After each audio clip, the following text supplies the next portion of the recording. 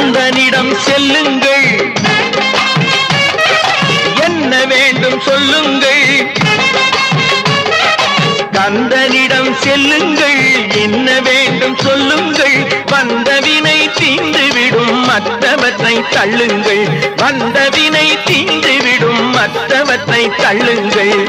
கந்தன் காலடியை வணங்கினால் கடவுள்கள் யாவரையும் வணங்குதல் போலே கந்தன் கந்தன் கந்தன் காலடியை வணங்குங்கள்.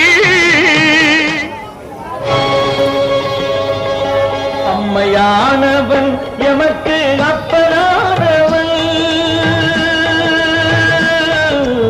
அம்மையானவன் எமக்கு